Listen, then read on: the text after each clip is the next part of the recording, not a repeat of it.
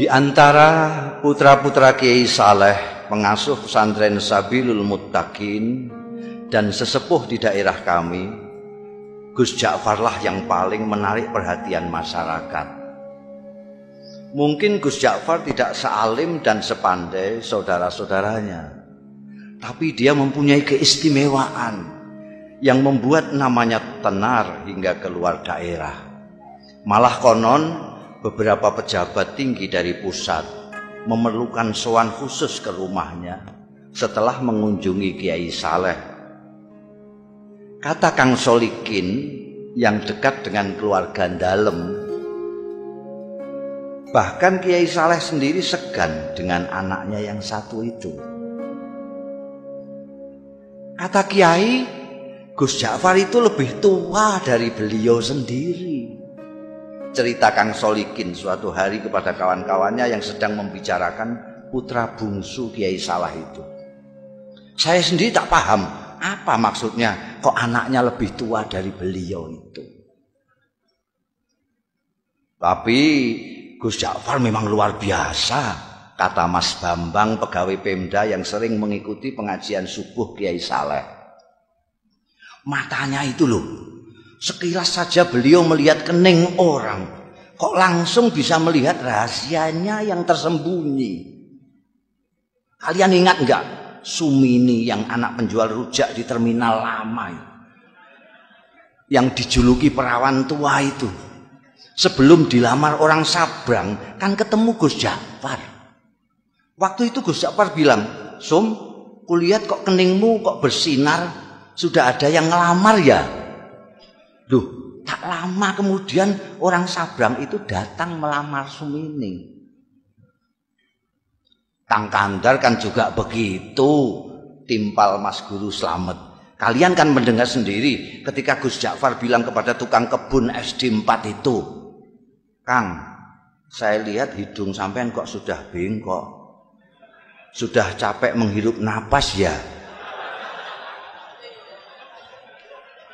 Loh, ternyata besoknya Kang Kandar meninggal.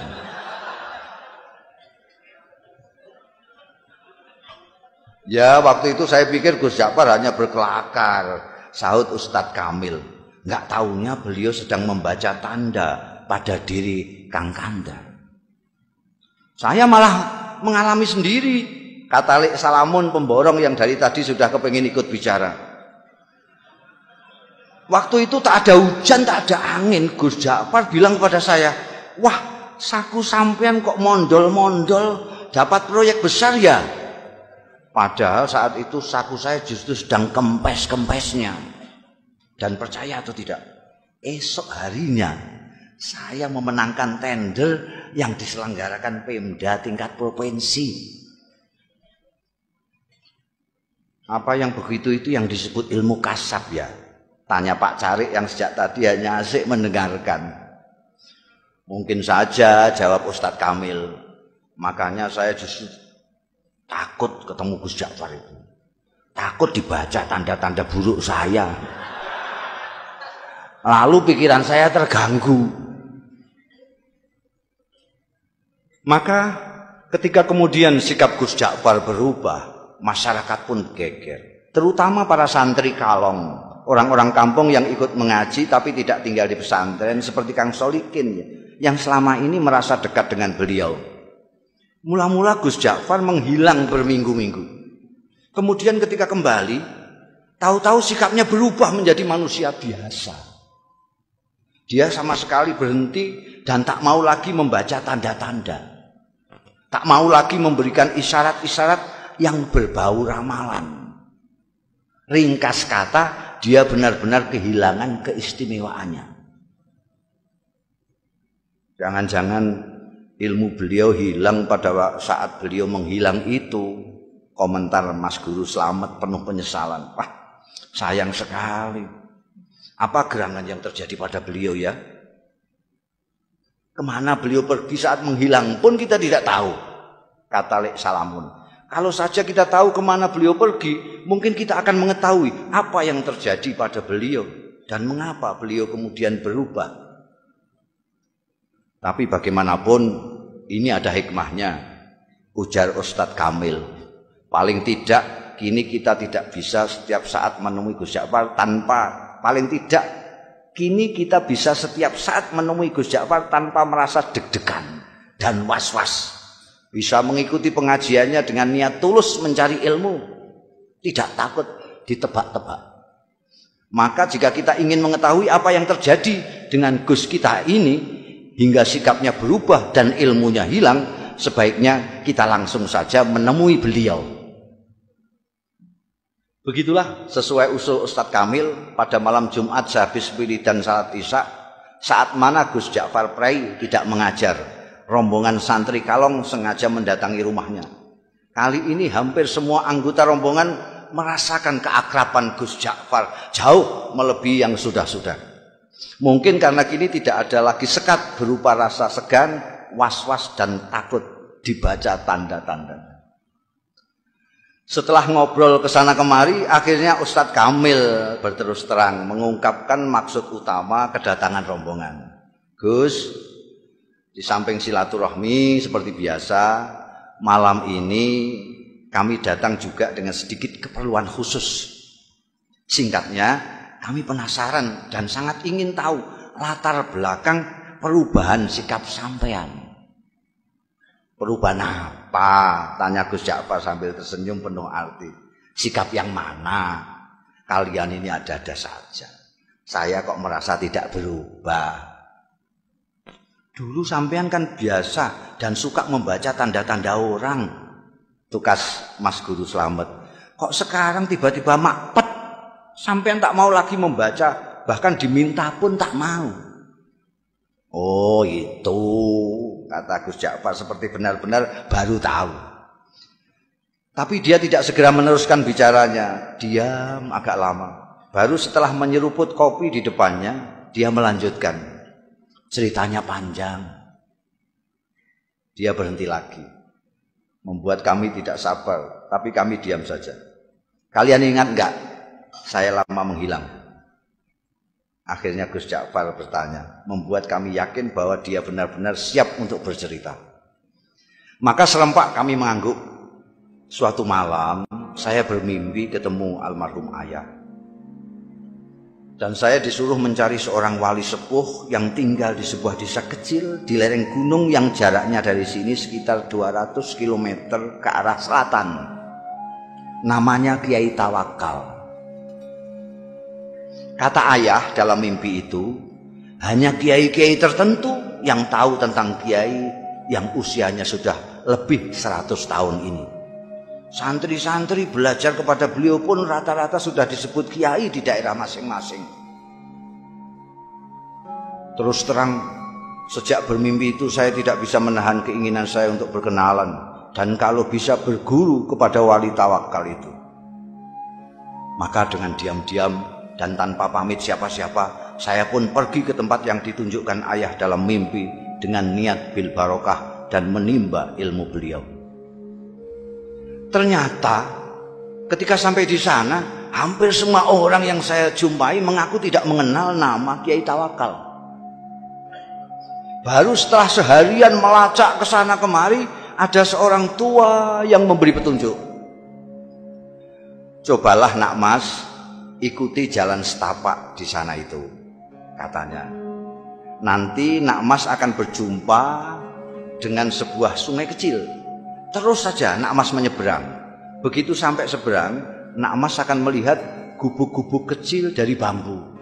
Nah, kemungkinan besar orang yang nak mas cari akan nak mas jumpai di sana.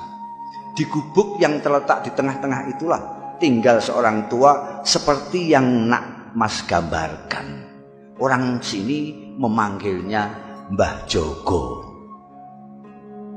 Barangkali itulah yang nak mas sebut Kiai siapa tadi? Kiai Tawakal. Ya, Kiai Tawakal. Saya yakin itu orangnya, Mbah Jogo. Saya pun mengikuti petunjuk orang tua itu menyeberang sungai dan menemukan sekelompok rumah gubuk dari bambu. Dan betul, di gubuk bambu yang terletak di tengah-tengah, saya menemukan Kiai Tawakal alias Mbah Jogo sedang dikelilingi santri-santrinya yang rata-rata sudah tua. Saya diterima dengan penuh keramahan, seolah-olah saya sudah merupakan bagian dari mereka. Dan kalian tahu, ternyata penampilan Kiai Tawakal sama sekali tidak mencerminkan sosoknya sebagai orang tua. Tubuhnya tegap, wajahnya berseri-seri, kedua matanya indah memancarkan kearifan. Bicaranya jelas dan teratur, hampir semua kalimat yang meluncur dari mulutnya bermuatan kata-kata hikmah. Tiba-tiba Gus Ja'far berhenti, menarik napas panjang, baru kemudian melanjutkan. Hanya ada satu hal yang membuat saya terkejut dan terganggu. Saya melihat di kening beliau yang lapang ada tanda yang jelas sekali, seolah-olah saya membaca tulisan dengan huruf yang cukup besar dan berbunyi ahli neraka. Astagfirullah. Belum pernah selama ini saya melihat tanda yang begitu gamblang. Saya ingin tidak mempercayai apa yang saya lihat. Pasti saya keliru. Masa seorang yang dikenal wali, berilmu tinggi, dan disegani banyak kiai yang lain disurat sebagai ahli neraka? Tak mungkin. Saya mencoba meyakinkan diri saya bahwa itu hanyalah ilusi. Tapi tak bisa.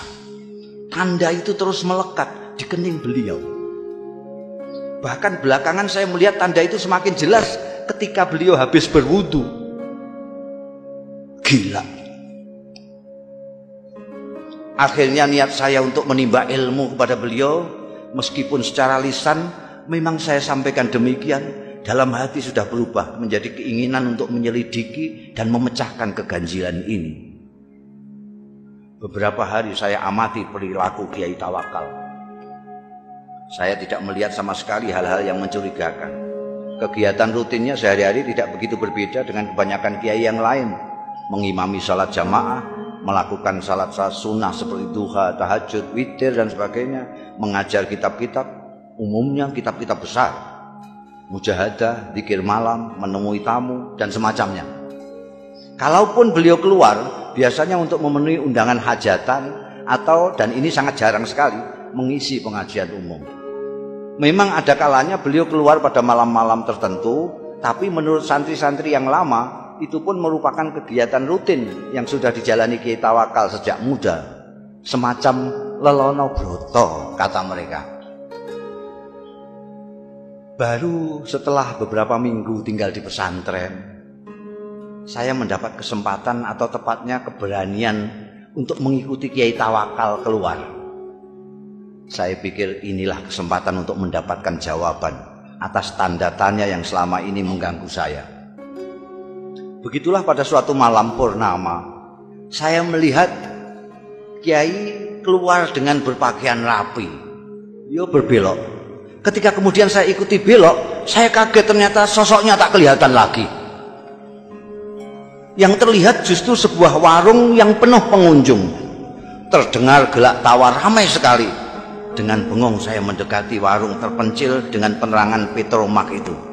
Dua orang wanita, yang satu masih muda, yang satu lagi agak lebih tua, dengan dandanan yang menor, sibuk melayani pelanggan sambil menebar tawa genit ke sana kemari.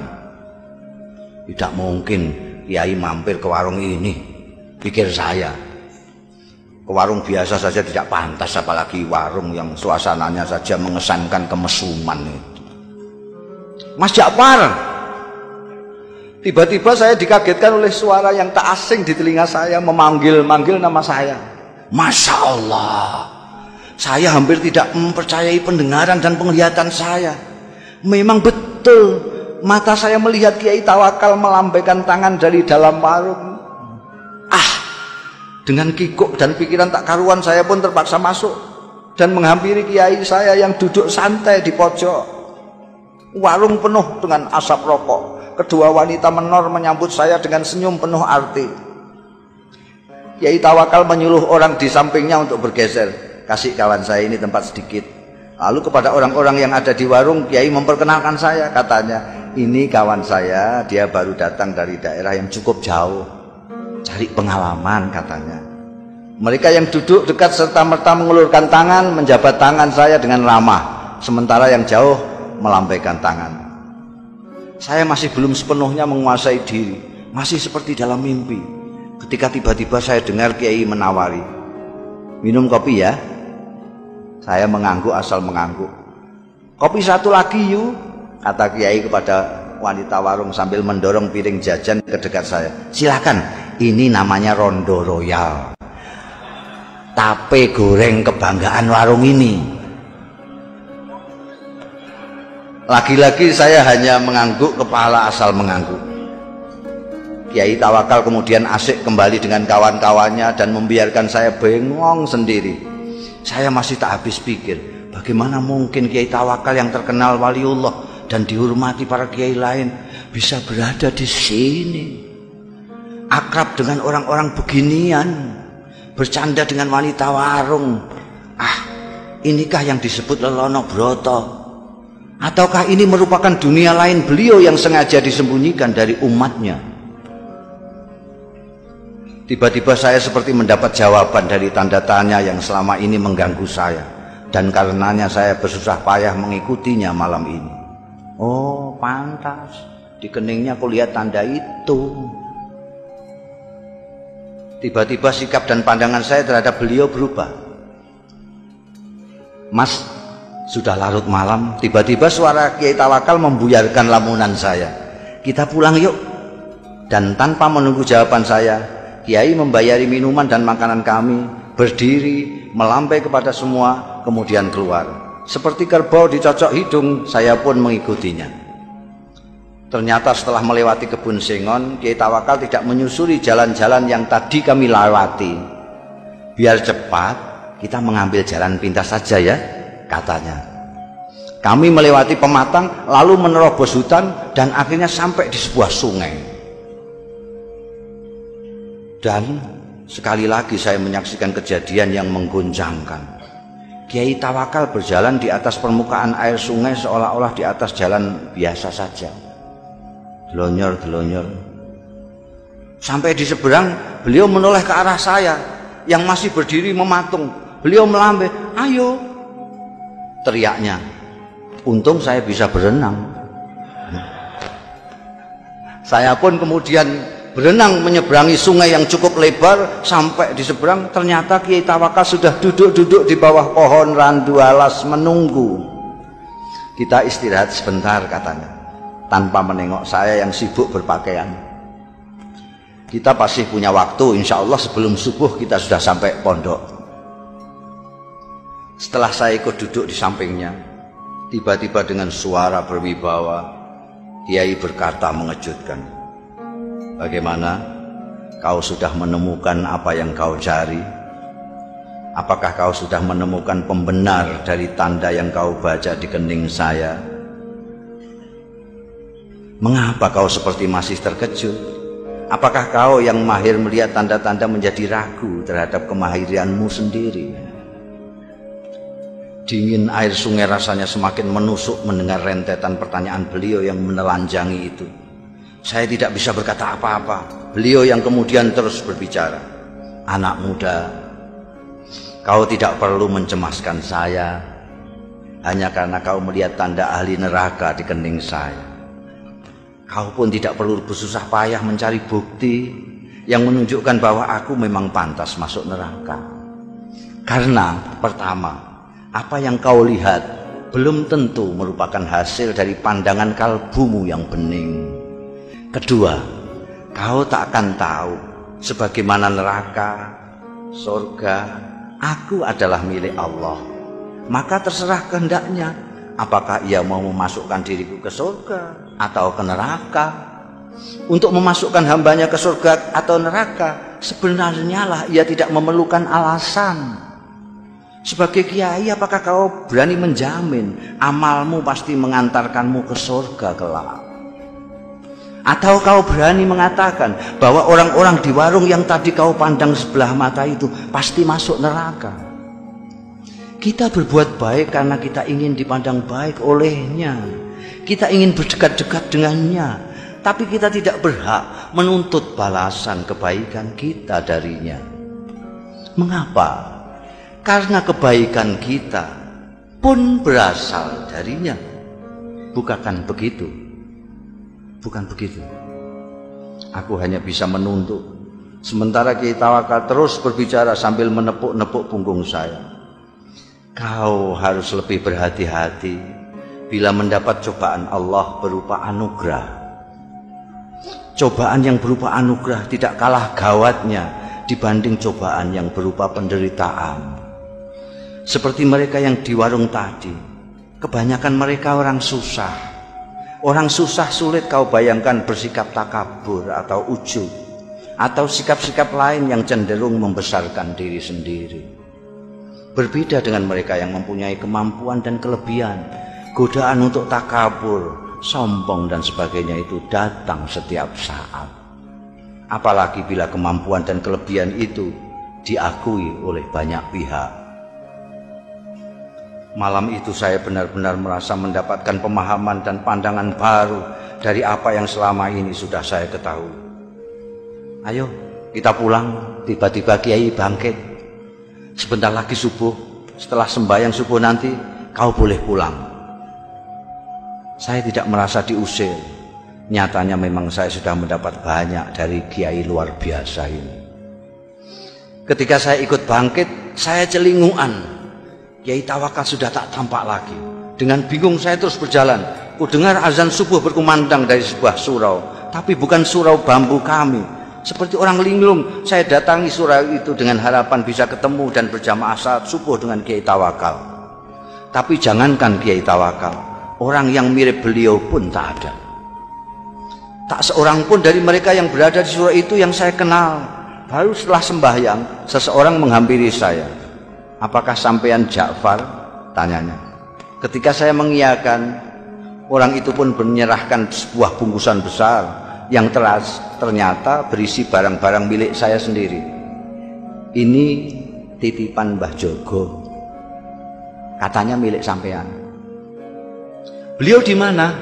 Tanya saya buru-buru. Mana saya tahu, jawab. Mbah Jogo datang dan pergi semaunya.